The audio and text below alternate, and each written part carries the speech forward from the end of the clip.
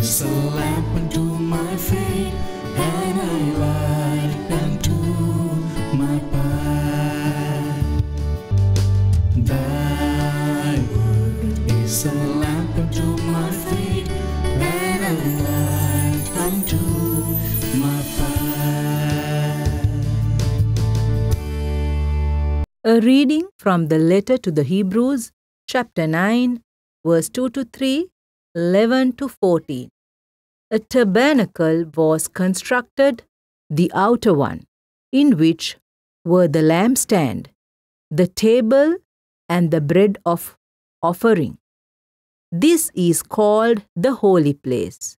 Behind the second veil was the tabernacle called the Holy of Holies. But when Christ came as high priest of the good things that have come to be, passing through the greater and more perfect tabernacle, not made by hands, that is, not belonging to this creation, he entered once for all into the sanctuary, not with the blood of goats and calves, but with his own blood, thus obtaining eternal redemption. For if the blood of goats and bulls and the sprinkling of the heifer's ashes can sanctify those who are defiled, so that their flesh is cleansed, how much more will the blood of Christ, who through the eternal Spirit offered himself unblemished to God, cleanse our consciences from dead works to worship the living God? The word of the Lord. A reading from the Holy Gospel of St. Mark, chapter 3, verses 20 to 21. Jesus came with his disciples into the house. Again the crowd gathered, making it impossible for them even to eat. When his relatives heard of this, they set out to seize him, for they said, "He is out of his mind." This is the gospel of the Lord.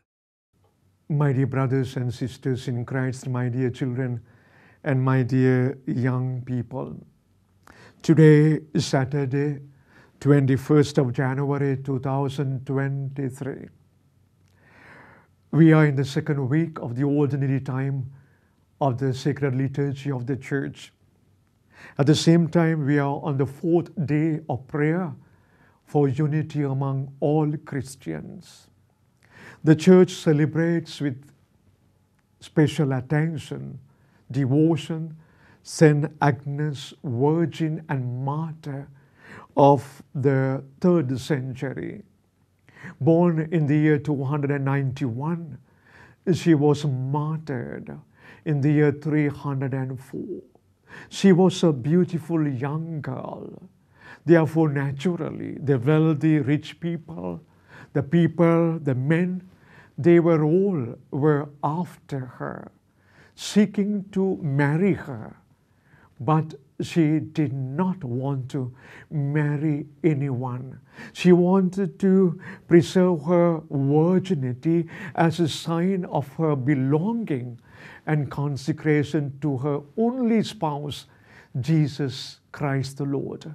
Now, these men who got irritated because she was not consenting to them, they slowly divulged the voice and informed the Roman Empire and authority about her faith in Jesus Christ. Therefore, naturally, during the persecution of Diocletian the emperor, she was also martyred in a very young age because of her faith in Jesus Christ, that which she was not ready to compromise for any advantage on her life.